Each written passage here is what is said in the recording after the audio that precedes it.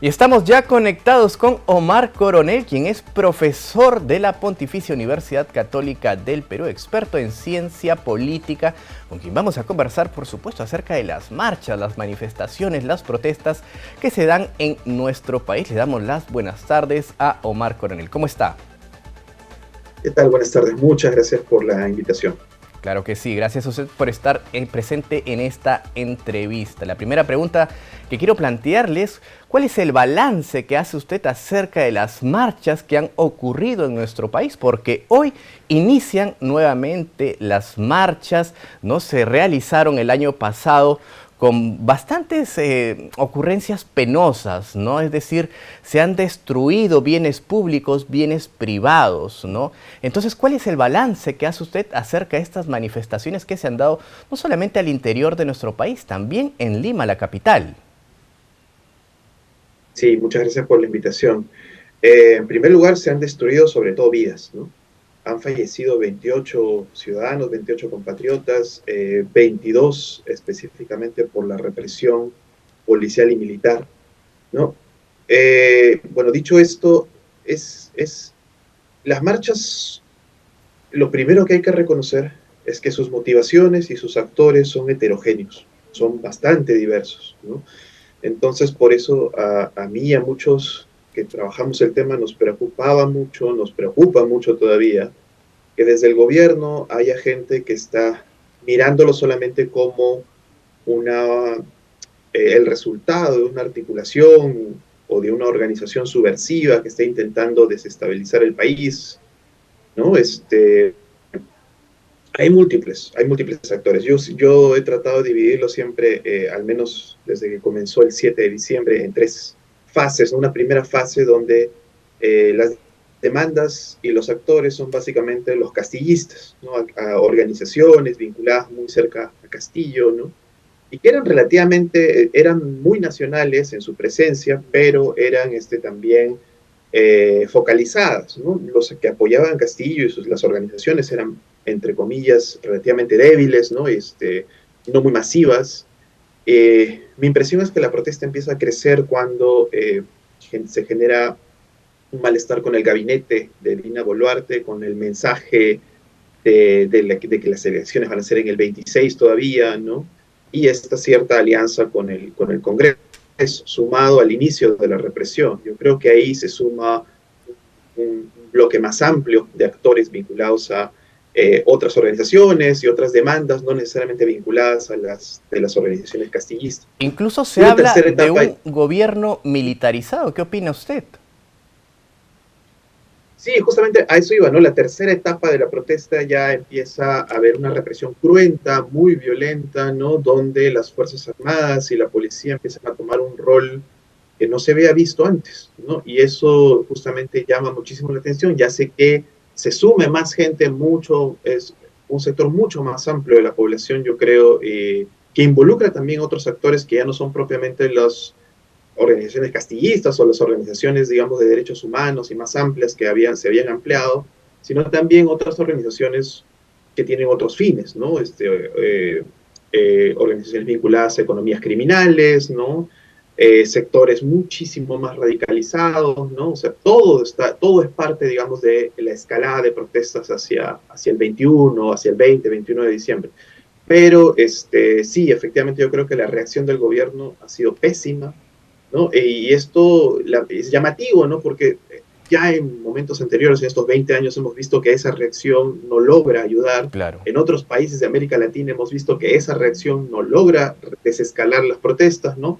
Puede pararlas un momento por el miedo que genera la represión, pero no necesariamente las va a detener por completo si no se atiende, si no se escucha, si no se entiende que quienes están involucrados en la protesta son una gran diversidad de actores, muchos de ellos con demandas bastante legítimas. Sin duda. Ahora, la protesta es un derecho legal, legítimo, aparece en la Constitución política de nuestro país. Pero, sin embargo, hay que establecer esos límites de la protesta, es decir, los daños, ¿no?, que se han hecho a los bienes públicos y privados no pueden ocurrir, la violencia no puede ocurrir ni de un lado ni del otro. Entonces, en este sentido, mucho se ha hablado acerca del terruqueo, ¿no? De aquella persona que sale a manifestar, se le tilda de terruco. ¿Cuál es el límite para saber, para que el ciudadano que va a salir a protestar de manera legítima, legal, porque así lo ampara la Constitución, pueda decir, hasta aquí voy yo?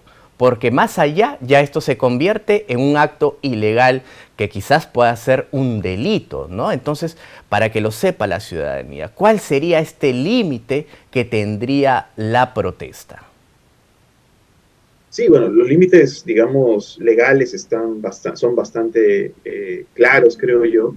El tema es que uno tiene que, si bien obviamente condenar la violencia, ¿no? En una democracia, también es importante diferenciar, ¿no? Los tipos de violencia y los actores violentos, que tampoco son todos iguales, ¿no?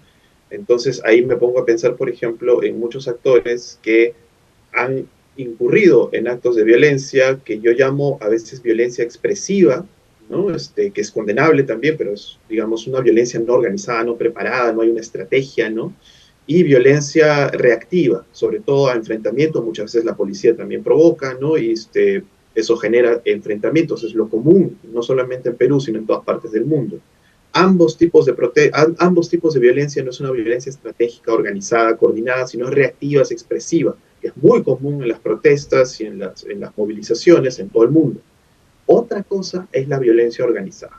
Eso sí es otro nivel y justamente ahí es donde la policía, la inteligencia de cualquier Estado democrático sí tendría que fijarse y mirar precisamente con esa palabra, con inteligencia, quiénes son los actores y qué tipo de preparación tienen, ¿no?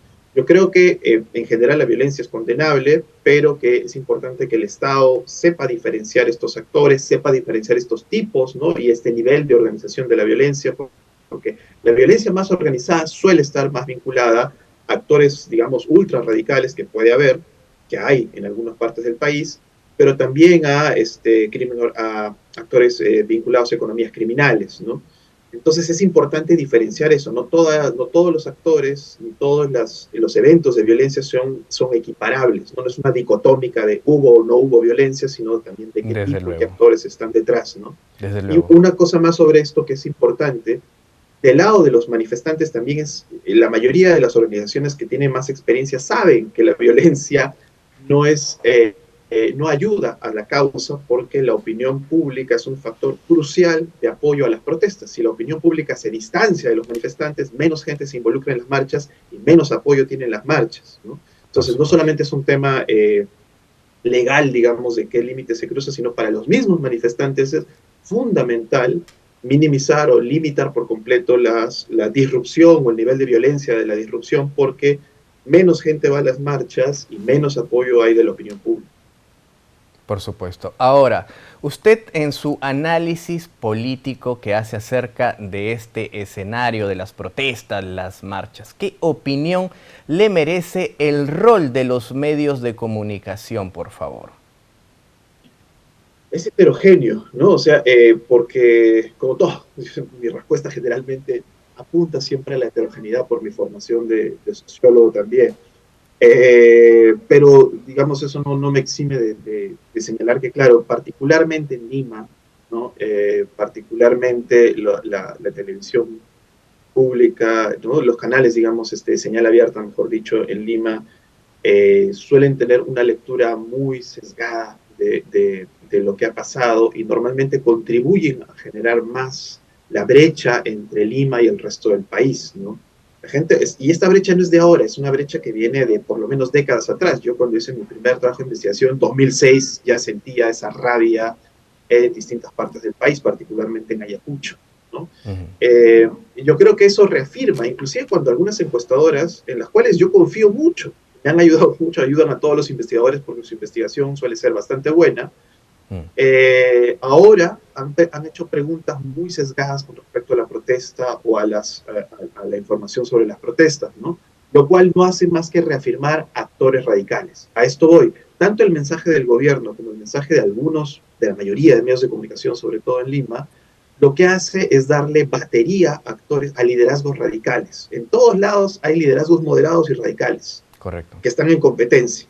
Cuando tanto desde el gobierno como de los medios de Lima, se repite el mismo discurso terruqueador que simplifica por completo. En todas las localidades, esas dirigencias radicales son las que empiezan a ganar más prestigio. Es un, ya ves, así piensan, así actúan, se confirma el prejuicio sobre Lima, ¿no? Y los dirigentes moderados van bajando y los radicales van generando obviamente más apoyo, ¿no? Ese es el problema, ese es, digamos, también por qué estos actores terminan influyendo mucho en el nivel de conflicto en el país. Claro, vamos a ver qué es lo que ocurre en los próximos días de cara a las protestas que se han convocado, que inician hoy, ¿no? Pero vamos a ver cómo se desarrolla esta manifestación, este derecho legítimo, pero por supuesto vamos a ver que las marchas se van a desarrollar probablemente pues con algunos momentos lamentables, pues como siempre, ¿no? Pero le damos las gracias a Omar Coronel, quien es profesor en Ciencia Política de la Pontificia Universidad Católica del Perú. Muy buenas tardes. Muy buenas tardes también, gracias. Gracias. Es momento de hacer una breve pausa, pero volvemos ya con más información.